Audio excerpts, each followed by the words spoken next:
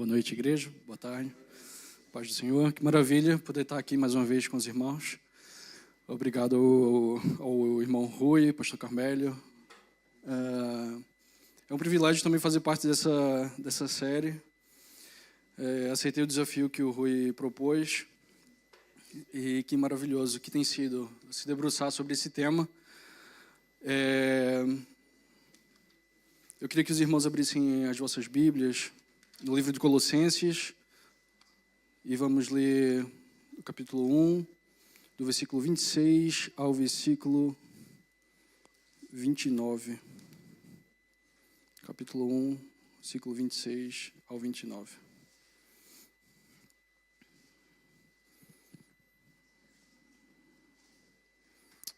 Amém?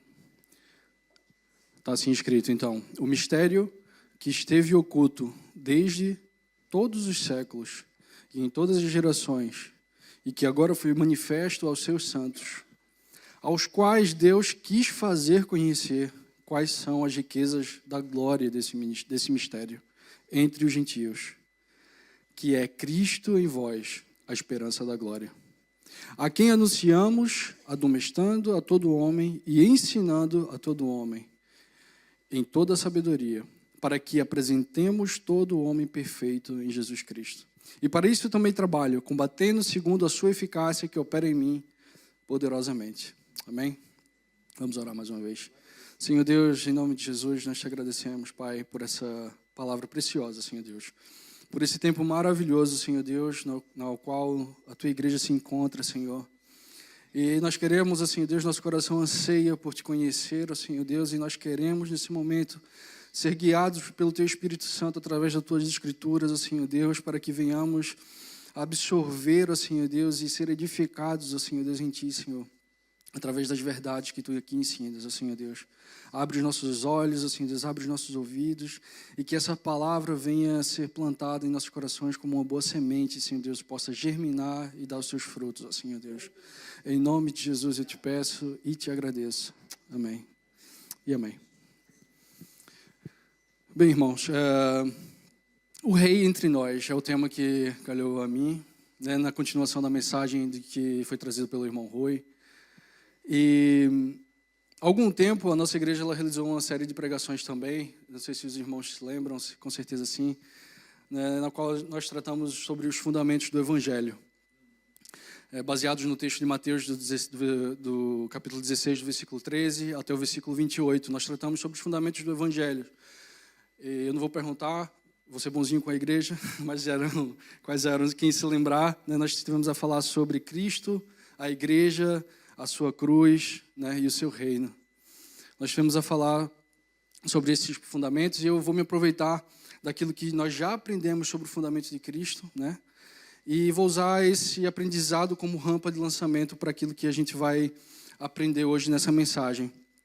E o que a gente aprendeu foi que durante toda a história da Bíblia, né, a Bíblia ela vai tratar o quê? Da revelação progressiva, né, que Deus, o Pai, ele dá de si mesmo, a saber, Cristo.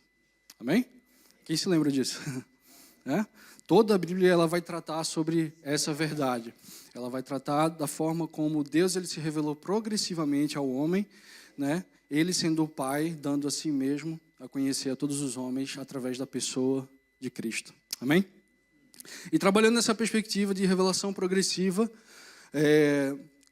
que nos remete a um tempo que é o tempo presente e futuro, uma coisa que está acontecendo de forma progressiva até o seu desfecho final. É maravilhoso a gente perceber que nós estamos, né, em um momento do calendário cristão, né, nesse presente século, né, eu creio que o Rui já explicou isso na primeira mensagem, né, que a igreja ela vive ciclos, né, dentro de um calendário, e o que esse momento que nós vivemos deveria fazer com que nós percebêssemos ou entendêssemos ou estivéssemos vivendo, ou que deveria trazer à nossa consciência é o real significado realmente do que significa o advento, né? Passo aqui a redundância. Né? O que é que significa o advento? E já foi falado desde a primeira mensagem, né, que é a chegada de Deus entre os homens, né, a lembrança, a memória que Deus ele encarnou, né, em Cristo Jesus, que ele já veio, mas ele voltará. Amém? Então é um tempo de preparação espiritual, um tempo que simboliza essa expectativa que nós temos de que ele vai voltar. É um tempo que está acontecendo e continuará a acontecer até, né, que aquilo que nós esperamos se transforme completamente. Amém?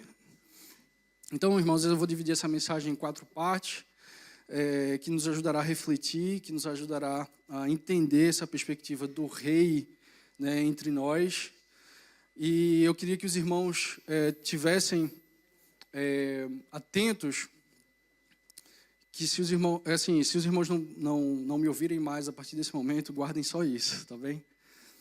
Que tudo aquilo que nós vamos falar sobre a seguinte ótica, de que o Evangelho resumido, ele basicamente traz a verdade de que em Jesus, Deus ele se tornou rei na terra, assim como ele é no céu.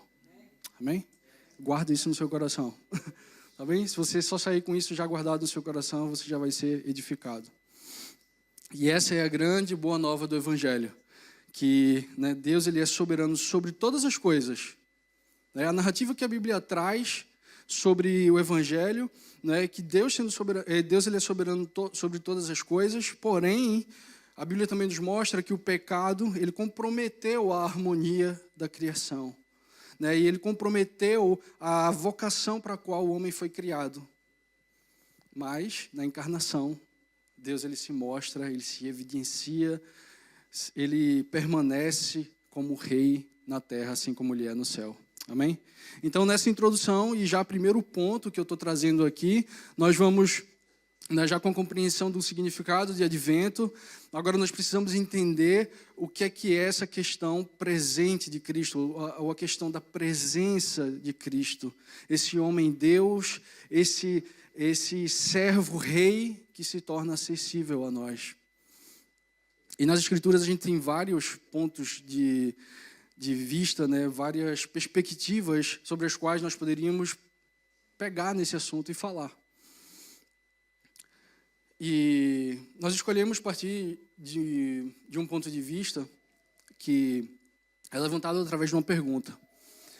Não sei se os irmãos conhecem, né, o Catecismo de Westminster. Nós pegamos a pergunta que trata lá da pergunta 62, a pergunta 65, o Catecismo está tratando sobre a igreja, e a pergunta que é levantada lá serve perfeitamente para aquilo que a gente está aqui estudando agora, né? E a pergunta que ele faz, que o Catecismo faz, é o que é a igreja? Né? E aí, o resumo das respostas que essas perguntas trazem, basicamente diz que a igreja é a certeza da presença de Cristo entre nós. Amém? Se os irmãos quiserem pesquisar depois, vão lá. Bíblia de estudo ou na internet, vocês têm acesso a isso. Mas essa pergunta serve muito bem para que a gente comece, a partir daqui então, a desbravar esse tema sobre o que é esse rei entre nós. Amém? Então, o mistério escondido, né, que no versículo 27 aqui de Colossenses 1, a gente leu esse mistério escondido que o próprio Paulo ele faz questão de dizer que Deus quis revelar. Mostra a intenção de Deus em querer revelar ao homem, de querer se revelar, se mostrar ao homem. E mostrar qual é esse mistério, mostrar qual é a riqueza desse mistério, né? E ele próprio responde depois que o mistério é esse, é Cristo entre vós, entre os gentios, né? Claro que não era unicamente entre os gentios que Cristo estava, né? Deus ele veio também para os judeus, mas aqui Paulo ele está tratando especificamente dos gentios. E esse mistério que estava oculto, né? Ele vem agora se revelar também para os gentios, para nós, que temos acesso a ele hoje. Amém? Então a gente precisa entender aqui, fazer uma distinção entre Cristo em vós e Cristo entre vós. Ok? Porque algumas pessoas vão analisar o texto de uma maneira, outras vão analisar o texto de outra maneira, mas a verdade, irmãos, é que é quase a mesma coisa. Cristo, ele está em nós pelo Espírito, mas ele também está em nós através da comunhão, entre nós. Amém? Os irmãos estão entendendo? Então, mais uma vez, Cristo, ele é em nós pelo Espírito e ele está entre nós pela comunhão, que também é produzida pelo próprio Espírito. Amém? Então, Paulo ele está ecoando aqui, se os irmãos quiserem abrir nas suas Bíblias, Isaías 9, no versículo 2, também se puder projetar aqui, por favor.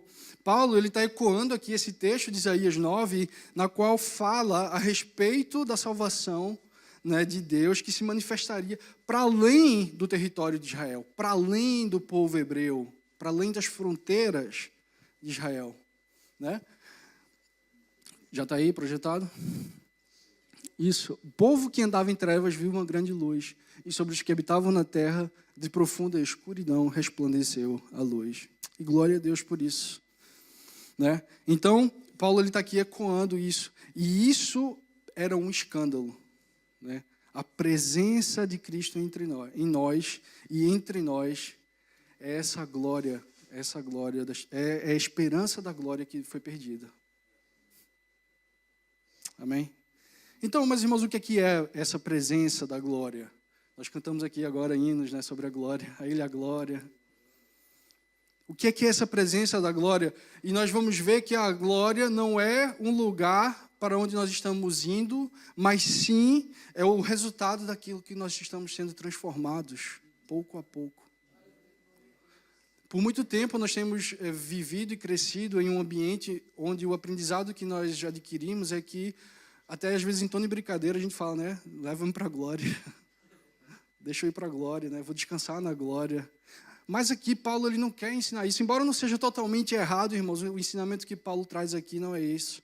O ensinamento de Paulo, né? Ele fala que a glória não é o lugar para onde a gente vai, mas sim o resultado daquilo que a gente está se tornando. Vamos abrir a nossa Bíblia em Romanos, no capítulo 3, versículo 23, irmãos, a gente vai ver onde é que tudo começou, né? Aqui fala assim, nesse texto, que todo mundo deve conhecer que todos pecaram e destituídos foram da glória de Deus. Qual glória? A glória da criação, a glória que nós tínhamos antes da queda. Certo? Os irmãos concordam? E refletindo sobre isso, irmãos, durante essa semana, ao ler o Salmos 8, eu queria que a igreja abrisse agora lá. Irmãos, vocês têm que estar afiados na Bíblia hoje, hein? Tá bem? Vamos lá. Salmos, no capítulo 8. Salmos, capítulo 8, vamos ler ele todo, tá bem?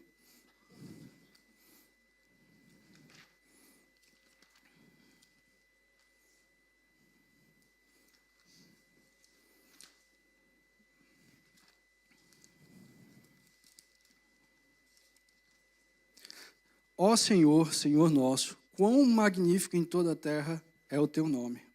Pois expuseste nos céus a tua majestade, e da boca de pequeninos e crianças de peito suscitaste força, por causa dos teus adversários, para fazeres emudecer o inimigo e o vingador. Quando contemplo os teus céus, obra dos teus dedos, e a lua e as estrelas que estabeleceste, o que é o homem que dele te lembres, e o filho do homem que o visites? Fizeste-o, no entanto, por um pouco menor do que Deus, e de glória e de honra o coroaste. Deste-lhe domínio sobre todas as obras da tua mão, e sobre os seus pés tudo lhe puseste, ovelhas e bois, todos, e também os animais do campo, as aves do céu, os peixes do mar, e tudo que percorre as sendas dos mares. Ó Senhor, Senhor nosso, quão magnífico em toda a terra é o teu nome. Amém? E o propósito desse salmo aqui, irmãos, né, é render louvor a Deus pelas obras da criação dele, das obras da sua mão, particularmente o céu estrelado, né, acima do homem, né, e pelo homem aqui embaixo. E a contemplação dessas maravilhas que foram criadas por Deus faz com que o homem perceba, por comparação, o quão pequeno ele é. Certo? Sua pequenez, sua insignificância. Mas, irmãos, todavia, porém, contudo, o Senhor, atribuiu ao homem, irmãos, uma posição exaltada sobre a terra na criação. Aqui o texto fala assim, olha, tu fizeste um pouco menor do que Deus. Dando a ele todo o domínio, né, sobre o restante da criação, irmãos. E essa glória que nós tínhamos, é de se admirar muito mais do que toda a obra da criação que ele criou, os céus, as estrelas. A glória que nós tínhamos na criação, irmãos, era maior do que tudo isso. A glória que o próprio Jesus reflete é muito maior do que toda a sua criação e toda e qualquer criatura. Essa glória que foi perdida. Então, o que é que nós estamos nos tornando? Ou o que é que o Espírito está fazendo em nós para que nós venhamos nos tornar? Deus ele está trabalhando em nós para que nós venhamos ser cada vez mais perto, né, do varão perfeito, né, da medida da estatura de Cristo, lá em Efésios 4:13 fala. Então, glória é nós sermos transformados na sua própria imagem através do Espírito. 2 Coríntios 3:18. Portanto, essa glória é resumida nas Escrituras como a imagem e semelhança de Deus, né, no homem. E o fato de Paulo afirmar que Cristo ele está entre nós, né, ali no versículo de Colossenses, irmãos, garante que nós iremos recuperar essa glória perdida. Amém? Isso nos dá esperança novamente, para que a gente acredite que essa glória que nós perdemos, ela vai ser nos dada novamente, porque Cristo ele está entre nós. Então, mais uma vez, nós devemos ter cuidado para não cairmos na visão errada de que a glória é o lugar para onde nós estamos indo, mas sim o fato de Cristo vir até nós, certo? E em Cristo, onde habita toda a plenitude de Deus, nós podemos, ao ver Ele, ver a glória que nós perdemos na criação. Mas, ao mesmo tempo, ter esperança de que nós iremos recuperar. Amém, irmãos? E sobre nós termos perdido essa glória, eu acredito que tem algo muito profundo, na qual vale a pena a gente também aprofundar, né? Algo muito profundo que a gente tem que aprofundar sobre esse tema, sobre esse ponto. Porque, irmãos, a Bíblia fala que nós perdemos a glória, né, da criação. Mas, irmãos, nós não deixamos de ser criaturas à imagem e semelhança de Deus. Amém? Os irmãos concordam? O pecado, né, ele corrompeu essa imagem, mas nós não deixamos de tê-la. E eu queria trazer aqui uma citação, um estudo, né, um resumo muito rápido daquilo que é um estudo feito no livro Feitos à Semelhança de Deus, que ele traz uma abordagem em cima do livro de Tiago, no capítulo 3, no versículo 9, vamos abrir. E, irmãos, assim, eu não gosto muito de trazer, quando preparo estudos ou pregações, eu não gosto muito de complicar as coisas, mas tem algo aqui que é muito interessante a gente sublinhar nas nossas Bíblias. Tiago 3, versículo 9.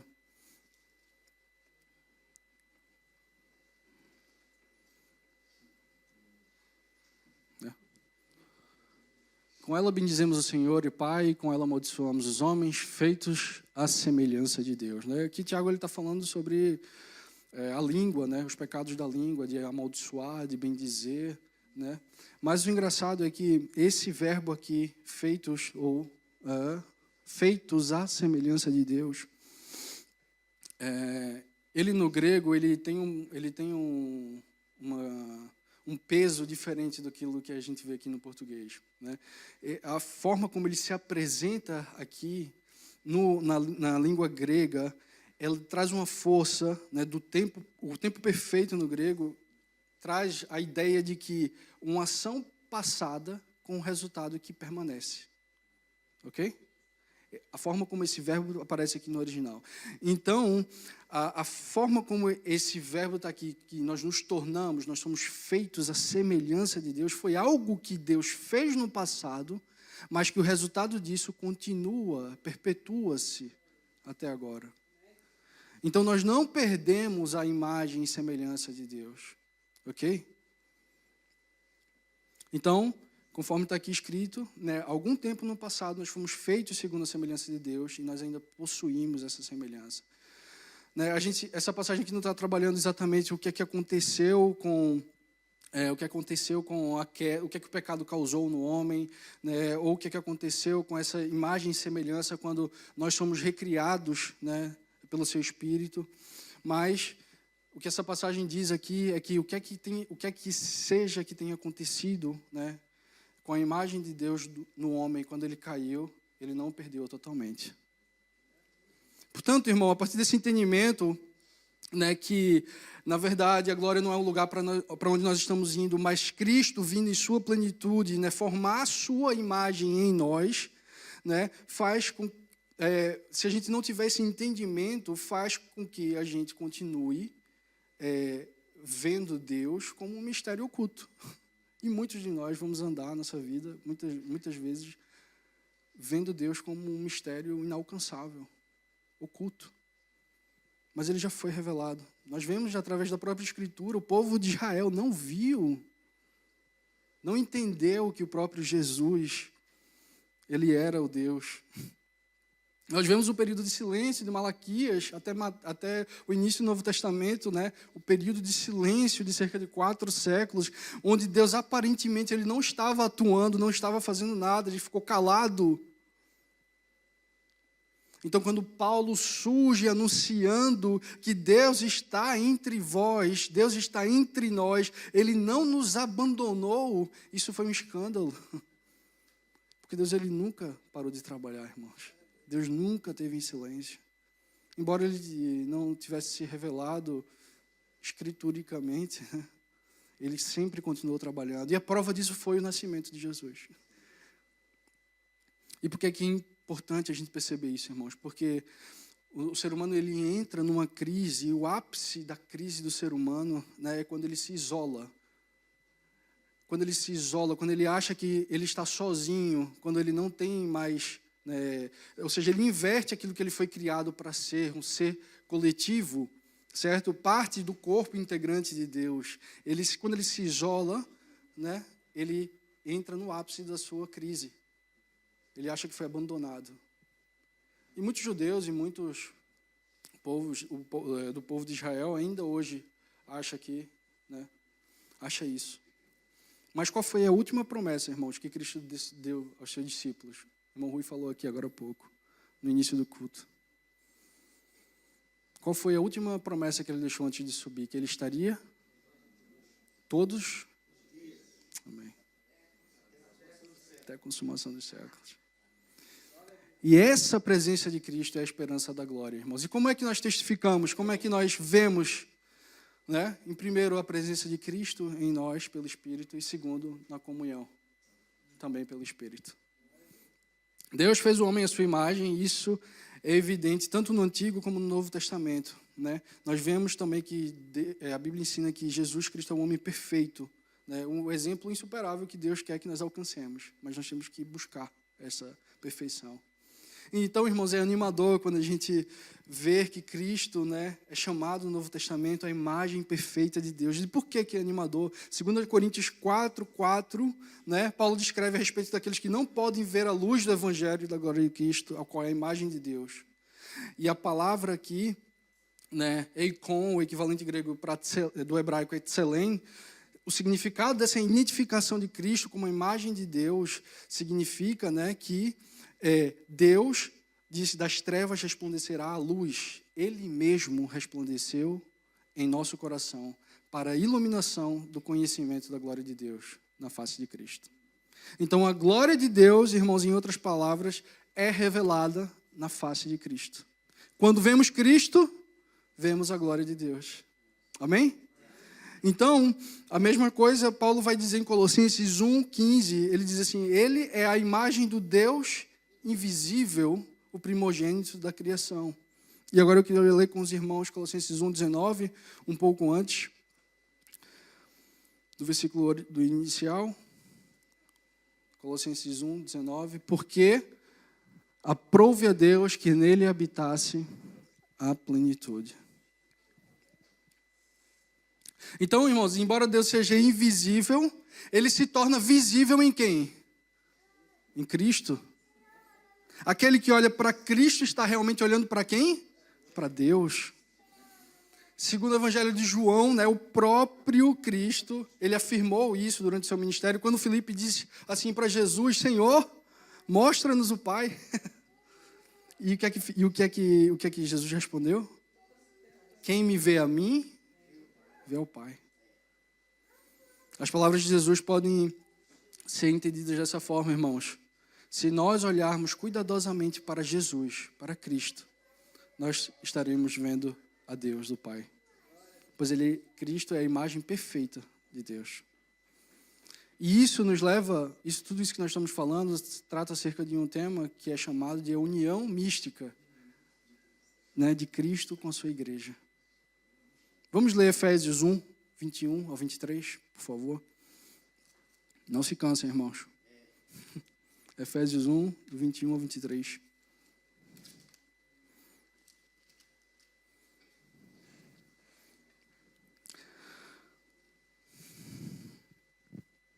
Muito acima de todo principado e autoridade, poder e domínio, e de todo nome que se nomeia, não só neste século, mas também no vindouro. Versículo 22. E sujeitou todas as coisas debaixo dos seus pés, e para ser cabeça sobre todas as coisas, o deu à igreja. Versículo 23. Que é o seu corpo, complemento daquele que cumpre tudo em todas as coisas. Irmãos, tudo de Deus está em Cristo. E tudo de Cristo está na igreja. Amém? Glória a Deus. Os irmãos estão entendendo? Embora isso seja difícil de entender logicamente, né? Isso é uma perspectiva de mistério, né? É uma união mística, porque a conta não fecha totalmente. Tem uma frase dita por um teólogo, né, que ele fala assim que o termo mistério, né, nesse texto aqui, fala da inclusão dos gentios no propósito divino, né, no texto de Colossenses. Inclusão dos gentios no propósito divino. E a garantia do cumprimento desse propósito é que Cristo fez a sua presença conhecida a essas pessoas. Né? Então, o fato de Cristo estar entre o seu povo não é o fim em si mesmo. Não nessa presente era, ok? Deus entre os homens já é sim o plano eterno dele. Eu sei que isso pode ser um pouco complicado. Mas na presente era, irmãos, né, era encorajador ter Cristo entre nós, mas não era esse o fim. Há um propósito para o qual Cristo está entre nós. E o propósito para Cristo estar entre nós é que ele seja formado em nós. Amém? João Calvino, ele diz assim, olha, Cristo se reconhece de alguma forma incompleto até que ele seja plenamente unido à sua gloriosa igreja. Isso aqui às vezes pode parecer perigoso falar, né, porque os irmãos podem estar perguntando, mas Jesus ele é incompleto? Falta alguma coisa a Jesus? Não, meus irmãos, não falta nada a Jesus. Ele é pleno, nele habita toda a plenitude de Deus. Mas na perspectiva que nós estamos aqui, na perspectiva do propósito eterno de Deus, na linha de tempo de Deus, né? O propósito de Deus nessa era ainda não se cumpriu, mas numa perspectiva eterna, ela já é cumprida, ela já é uma realidade. É por isso que existe a alusão e o simbolismo do casamento entre Cristo e a igreja, até para que eles se tornem um, certo? Então, enquanto Cristo não vier resgatar a sua igreja, de certa forma, ele ainda está incompleto. E essa união mística, né, entre Cristo e a igreja, é mística porque não tem uma solução matematicamente, racionalmente, logicamente bem resolvida, bem entregue. Essa união mística confere à igreja, irmãos, uma responsabilidade. Confere à igreja a sua vocação, que é ser a presença de Cristo no tempo presente aqui na terra. Amém? Então, Cristo ele vai ser né, a soma de Jesus e a igreja, o que a teologia chama de totus Christo, ou Cristo total, pleno. E qual é o propósito dessa presença presente? É que ele seja formado em cada um de nós. Vamos ler Gálatas 4, 19? Gálatas 4, 19. Os irmãos estão entendendo, irmãos? Está muito difícil. Amém? Vamos lá. Gálatas 4, 19.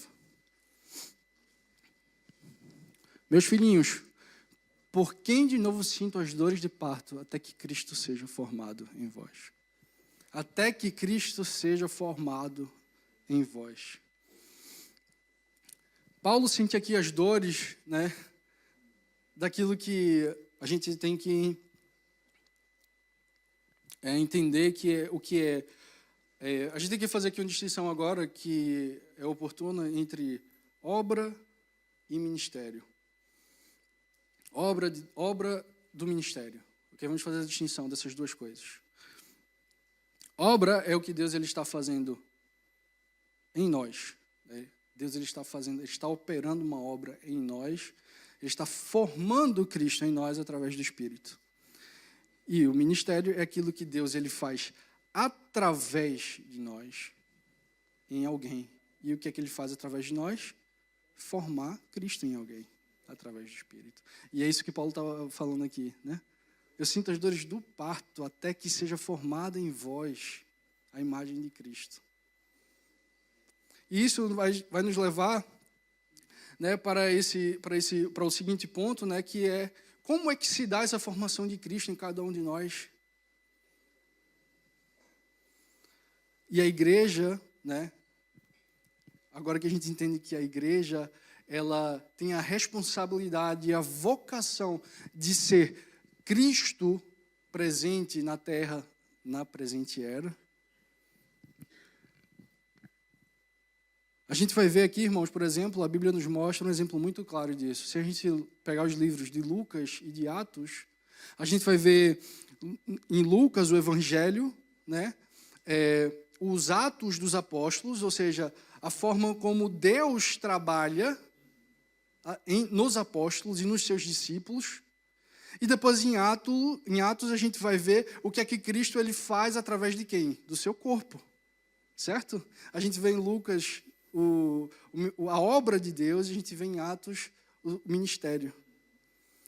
Deus realizando a sua obra, né, através do seu corpo místico, a igreja. Então, a continuação da obra da redenção. A obra da redenção é algo que já foi completada, que já foi feita por Jesus na cruz. Mas a aplicação dessa redenção se torna uma responsabilidade e ela é aplicada no mundo através da igreja. A redenção ela é aplicada no mundo através da igreja, por meio de Cristo. Amém? Então, a igreja ela é a plenitude de Deus. Tudo de Cristo ao mundo. Tudo de Cristo ao mundo. Cristo é tudo de Deus e a igreja é tudo de Cristo. Então a igreja ela é portadora da presença de Jesus no mundo. Por isso a sua missão central, irmãos, deve ser pregar o evangelho, deve ser anunciar Cristo entre nós.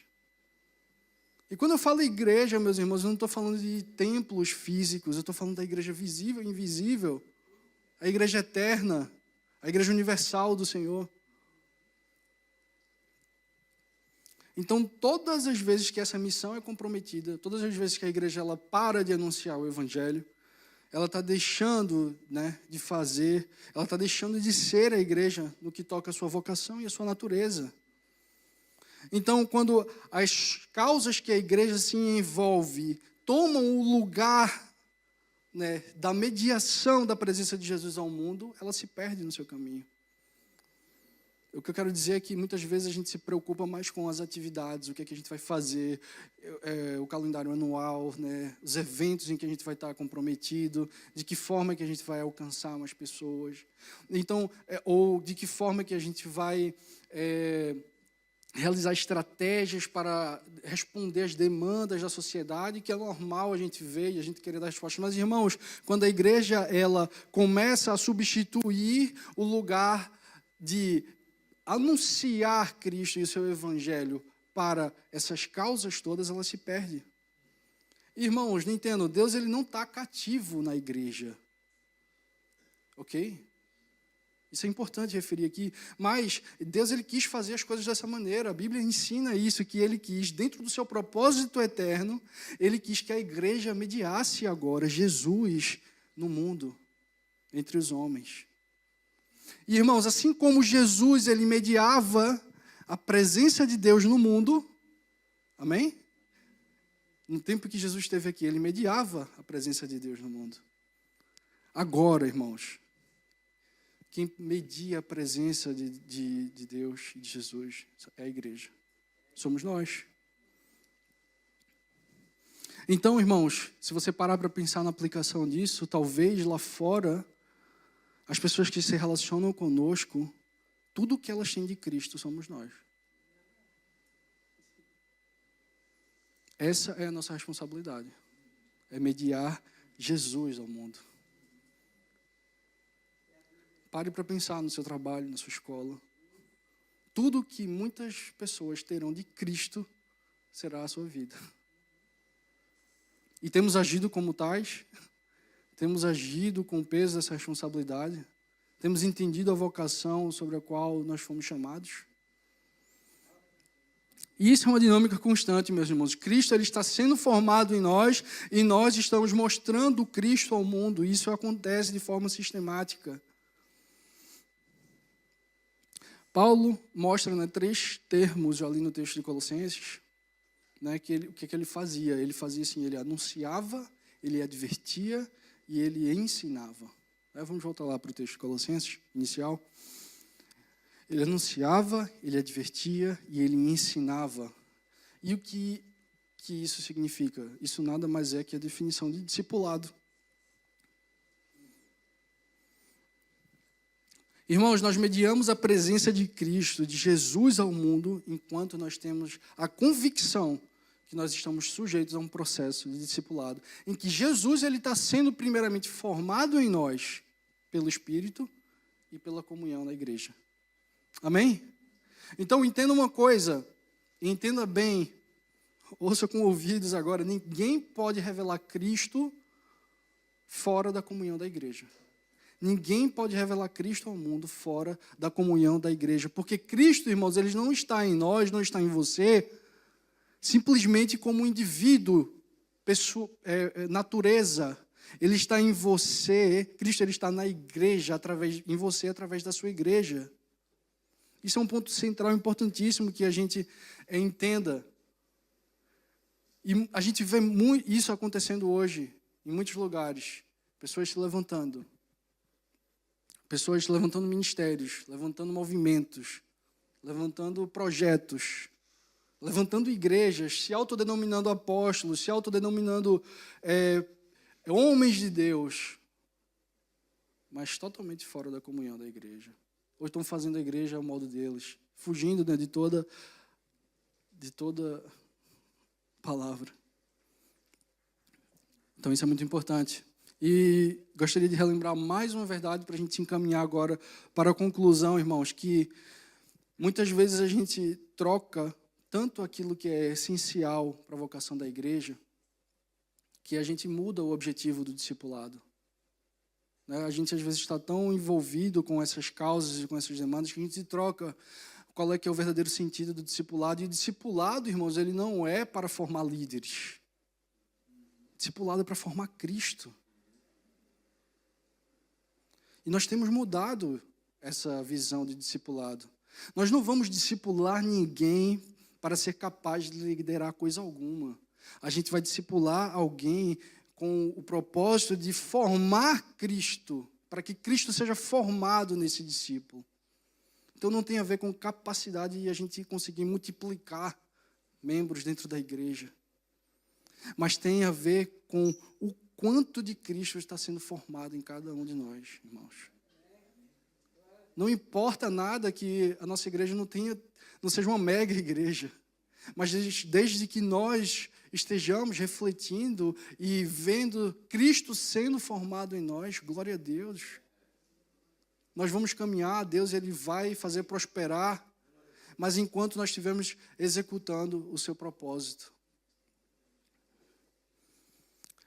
Muitas vezes nós caminhamos a passos lentos, né? A passos lentos. Parecem lentos. Mas, irmãos, essa é a verdade que nós precisamos resgatar para a igreja. Né? Que Cristo formado em nós, o Cristo sendo formado em nós, é a vocação da sua igreja.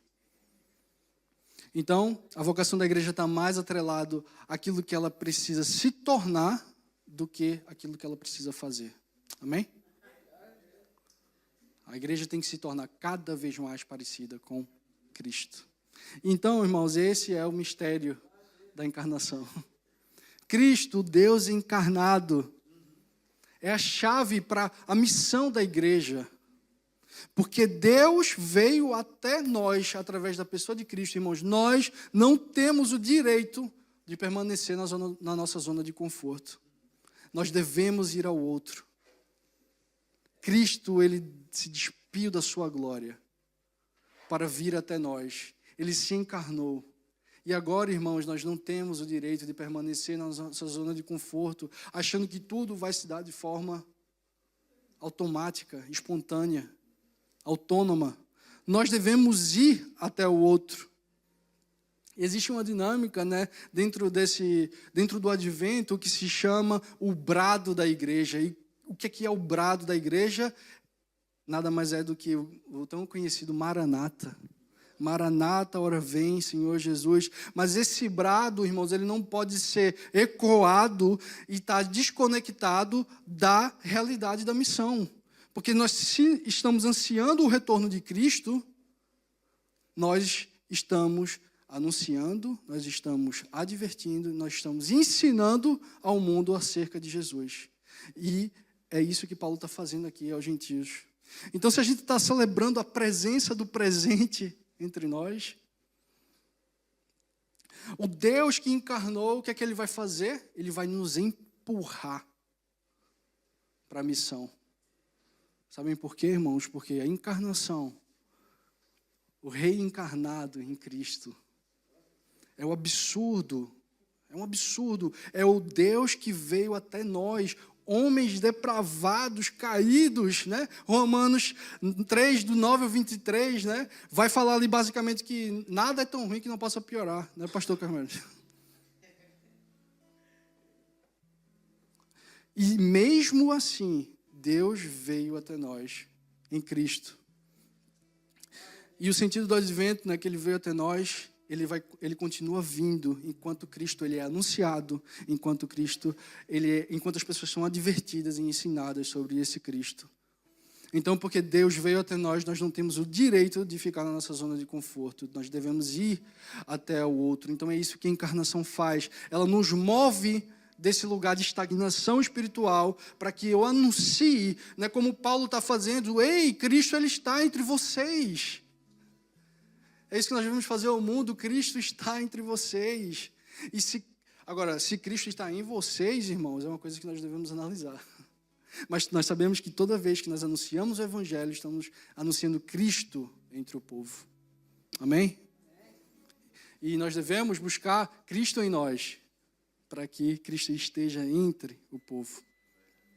A encarnação nos move, irmãos. Então nós vamos refletir, né, se realmente as nossas ações como igreja nesse mundo estão realmente adequadas com aquilo que Cristo nos ensinou. Será que a gente não está escolhendo o público-alvo, né? Será que a gente está pronto a ir ao outro, independentemente de quais sejam as escolhas, as práticas daquele outro? Posso dizer uma coisa para vocês, irmãos, a encarnação ela não nos permite escolher. A encarnação de Cristo, de Deus em Cristo, não nos permite escolher para quem é que a gente vai pregar, para quem é que a gente vai chamar. Esse é o senso vocacional, o senso missional da igreja. E em tempos de advento, a gente não apenas celebra que Cristo veio, né, e não apenas enchemos o nosso coração de esperança que Ele voltará, mas nós somos movidos nesse espaço e tempo do século em que nós estamos para anunciar, advertir e ensinar a respeito da pessoa de Cristo, irmãos. Enquanto nós estamos indo, né, na missão que nós recebemos, lá em Mateus 28, 18, né, que fala indo, né, que foi a promessa que foi deixada por Cristo. Enquanto nós estamos vivendo, enquanto nós estamos caminhando, vivendo nessa nossa forma peregrina, com essa esperança do retorno futuro de Cristo, o Deus encarnado, Ele vai garantir a sua presença entre nós. Lá em Mateus 28, 18 fala isso, né? Que Ele estaria conosco. Então, Deus, Ele garante a sua presença aos discípulos, aos seus servos que estão no caminho, que estão indo. Você está no caminho, irmão? Você está indo? Você tem caminhado? Ou você está na sua zona de conforto? Porque a presença de Cristo enquanto encorajamento, enquanto consolo, é uma garantia para aqueles que estão no caminho, não para aqueles que estão parados. Se você está parado, se você está esperando alguma coisa acontecer, você vai experimentar apenas desconsolo, desespero. Caminhe, ande. O Deus encarnado sugere movimento constante. Por isso Paulo levanta aquele hino lá em Filipenses, quando ele fala que Jesus ele se esvaziou da sua glória, e o se esvaziar significa um movimento em favor de algo. Então a igreja que proclama o advento, irmãos, é uma igreja que está no caminho, e glória a Deus pela vida dessa igreja. Ela tem a certeza de que Jesus está com ela. Ela tem a certeza que Jesus está com ela. Quanto mais nós anunciarmos Jesus, o seu evangelho, a sua salvação, irmãos, mais nós iremos desfrutar da sua presença. Vamos orar. Obrigado, meu Senhor. Obrigado, Senhor Deus, porque Tu te revelaste de maneira tão especial, Senhor Deus.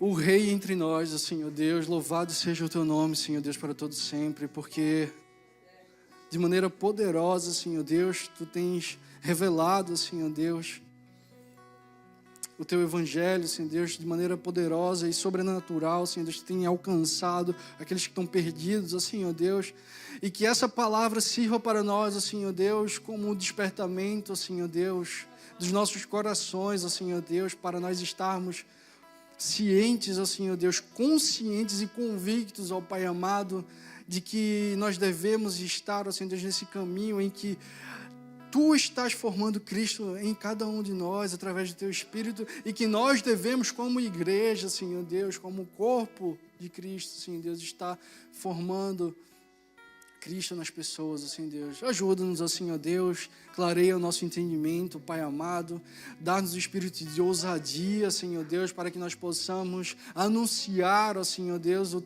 a Tua vinda, Senhor Deus, para que nós possamos admoestar, assim, ó Deus, advertir e que nós possamos ensinar, assim, Deus, acerca de Ti, Senhor Deus. Não nos deixes cair no engano desse século, Senhor Deus, mas firma o nosso coração nessas verdades, ó Senhor Deus, para que nós possamos permanecer, ó Senhor Deus, inabaláveis, ó Senhor Deus, até que Tu venhas, ó Senhor Deus.